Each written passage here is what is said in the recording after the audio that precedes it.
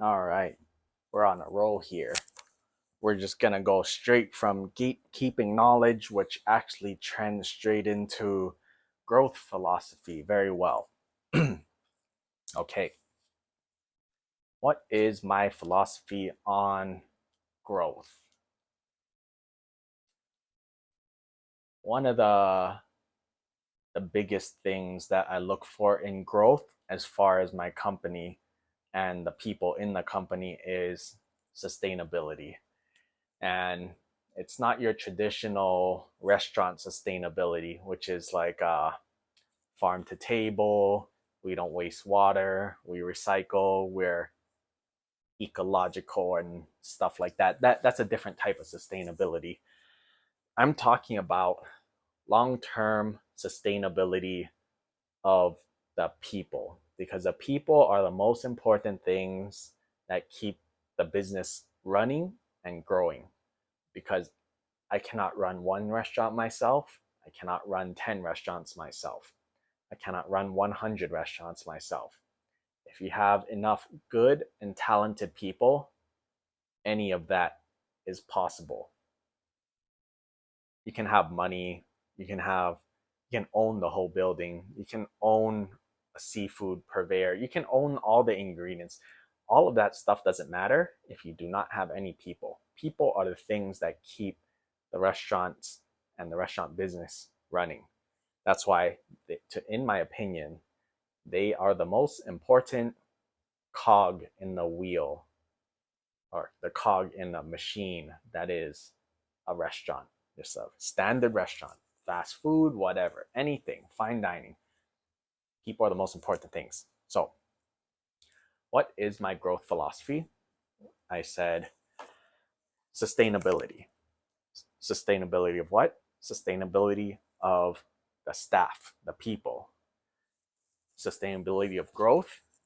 And that's the thing, is restaurants are very well known to be abusive, hot, a lot of swearing, dangerous, very tight, claustrophobic, dirty, sweaty, hot. Why would anyone want to work in a kitchen? You're basically miserable all day in some places. It's a high stress environment. It's You need to multitask a lot. You stand all day. You get cuts. You get burns. You get yelled at. You forget something. You're gonna get it. If you forget something at an office job, you won't know you forgot it until a day or two later when somebody sends you a polite email like, "Oh, did you remember to send over the blah blah blah?" No. If you miss something in a restaurant, you're gonna find out 10 minutes later because somebody's gonna be yelling at you. Where's the blah blah blah? So yeah, restaurants are hard. People are the most important things in restaurants to keep them running. So as as an owner, as a chef, as a sous chef, whatever position you are, your goal should be to, it doesn't matter how you were treated when you were, like, it's like the gatekeeping thing. You're just passing on, well, I had to pay my dues, I'm going to make you pay your dues. It's like when you yell at your kids, or you got yelled at by your parents. Are you going to pass it on and yell at your kids, or are you going to try to approach parenting differently in a better way? And I think that's kind of where my whole philosophy on this is just because it got done to me doesn't mean I have to do it to somebody else. So my philosophy on growth, sustainability, so it's similar to the 1% getting a little bit better every day. Same as this. How do you make it a little bit less painful to work for me? Because let's face it, it's work, it's a job. If you could do this for free, or if you had to do this for free, probably no one would want to do it. You might want to do it for 1 day, 10 days, whatever, for fun. But realistically, who would do the work of anyone in a restaurant for free? Nobody. I would think Nobody would work for free, no matter what situation it is. Even the owner wouldn't work for free. Well, I work for free, but that's I'm not physically working every day for free. So the root of this is nobody wants to work for free because kitchen work is shitty and restaurant work. Therefore, you need to get compensated. And that's the thing. How do you make work less shitty for the shittiest industry and the biggest and the shittiest industry? You pay people more, you yell at them less, you try to make it less stressful, you try to make it less hot, you try to make it safer. Basically, all that stuff that I just told you, do the opposite. That's how you rectify it. People get yelled at too much, yell less, if at all. It's too hot, make the kitchen cooler. It's too stressful, figure out why it's stressful and nip it in the butt. Maybe it's just tweaking your cover your turns by 15 minutes. And it's taking a step back and actually looking at the root of the problem. It's not screaming at this person who has no control over why it's happening. Like there are going to be situations where they mess things up and it's actually is their fault, but you do what you can for the parts that you have control over. So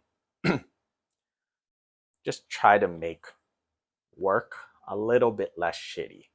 You pay them more, better, more air circulation, it's less stressful. Just, yeah, just create an environment that you as an owner would like to work in. If you were in that position, it doesn't matter if like you have no other options or if they were willing to do it, if they're 20 years old or 40 years old. Just try to make it a little bit better for them as much as you can within reason for how much you're getting as an owner. If you're making a ton of money, you should be paying your staff a little ton of money. A little ton for you, a little ton for you, a little ton for you, and you make a normal ton. But also, if you're losing money, you can't be expected to pay people more. So, how much time is that? 7 minutes. So, that's my growth philosophy.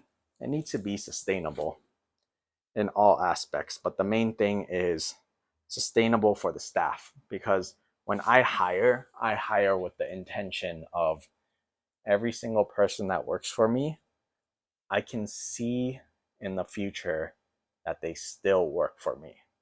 My goal is for my staff to outlive me, because they will carry on the torch beyond me, and all of the people they hire will grow into their position. So this isn't about what we do now. It's about what this will grow into in the future, and it's about planting the seed for them. Because if I hired if you hired all old people, they're all good at their jobs, but they're gonna get replaced. They will probably get replaced sooner than the 20-year-old who has 60 more years of life.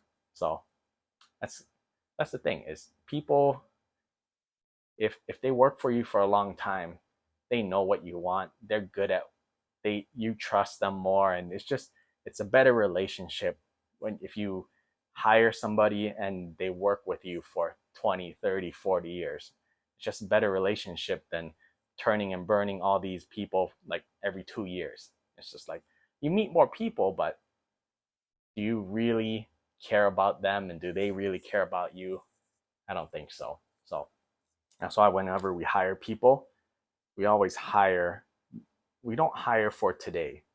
We hire for 5 years from now. We hire for 20 years from now. You don't need anyone to work today. I can do the work myself. I don't need to hire people for tomorrow. I don't need to hire people for next week. I might hire people for 3 months from now, 6 months from now, depending on what the plans are. But that's the whole point, is You don't, it's like when you cook. You don't, you cook for today and you prep for tomorrow. You don't cook and prep for today and then get screwed over by tomorrow. Constantly, you're playing from behind. So that should be 10 minutes. Ah, it is.